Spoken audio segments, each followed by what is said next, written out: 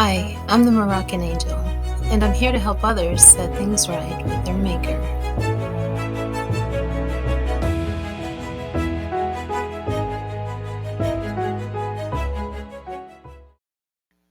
Hi.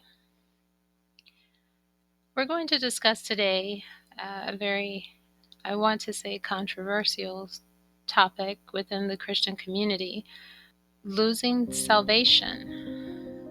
Now, I want to get it on the table right from the start that the term salvation from the original Testament held a completely different meaning than the New Testament. In the original Testament, salvation references deliverance from enemies and the preservation of the physical life. It in no way references, or I should say, the Creator, the God of Israel, does not equate salvation as deliverance from sin. This is something that He has already equipped you mentally to do, and it is only by voluntarily choosing to respect and honor Him, by not sinning, that one experiences the salvation of the Creator in reference to the preservation of life. Now, the concept of one being quote-unquote saved from sin was introduced in the New Testament Christian book. And this is quite interesting because sin is literally the breaking of the commandments and laws established by the God of Israel in the original Testament scriptures. It's not, making a practice out of sinning or breaking His laws. It's not habitually breaking His laws or every once in a while. No. Anyone who knows, and I don't mean just know about Him, but anyone who knows the God of Israel understands very, very clearly, you willfully break His laws or sin against Him one time, you're in big trouble. He is reverentially feared by all those who are near to Him. This is written within the scriptures. He does not commune with the wicked, those who knowingly sin against Him. This is fact. And so the concept of being quote-unquote saved from your disobedient acts against the Creator is a new thing introduced into the religious sphere by the Christians. And so how exactly do they propose to bring about this notion? So the first time this concept is presented is in the book of Matthew, chapter 1, verse 21 in the Christian books, when the angel Gabriel comes from the throne room of heaven. And he defines the mission and purpose of Jesus. He states that Jesus shall save, sozo, the original Greek word being sozo, meaning to deliver or set free His people from their sins. This is quite intriguing because what this does is it shifts the responsibility of your actions from you to Jesus. Can't see it? Okay. So it's creating the psychological framework that somehow you can't control yourself. You're a quote-unquote slave to sin, as though somehow you're incapable of making decisions to honor your Creator through just standard basic elements of morality etched upon the very conscience of your heart. Sin is a conscious, willful act to engage in a behavior that you are fully aware violates the natural order of God. And Christianity presents this framework of he can't help it, or he's subject to it, or I'm sure you've heard he's born into sin, or man is born into sin.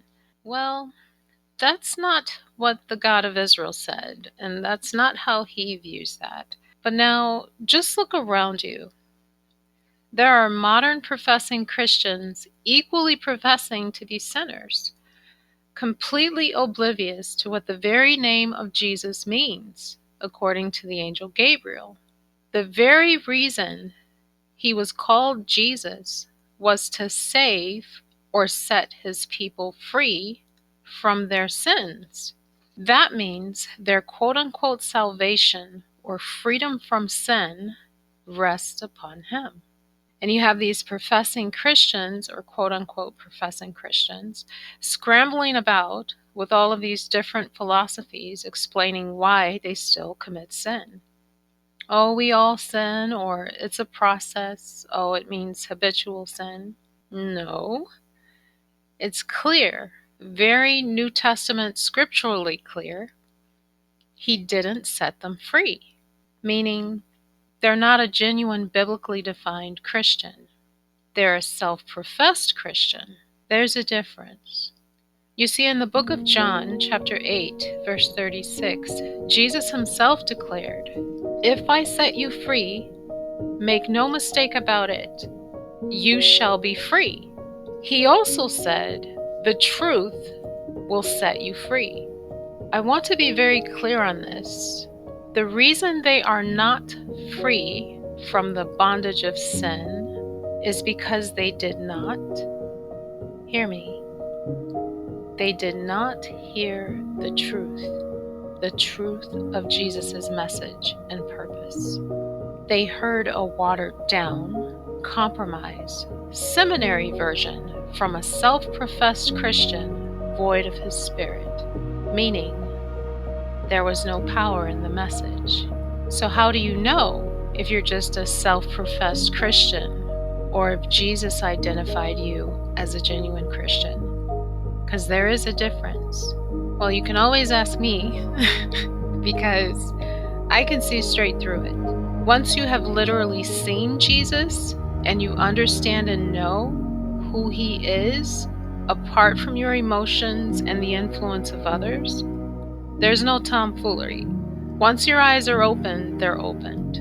Another way to determine if someone is a self-professed Christian is to look at the evidence, biblically aligned evidence of salvation. In the book of Romans, chapter 8, verse 2, Paul said, "For the law of the Spirit of life has made you free from the law of sin and death."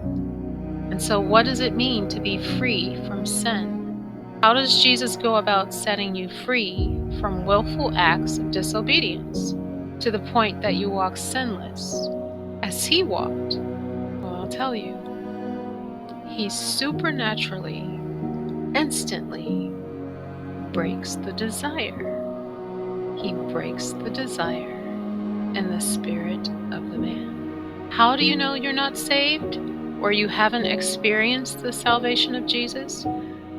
Not only do you continue to commit acts of rebellion against the laws and the order of the God of Israel, the startling thing is, and the most telling, is that you still have the desire to do so.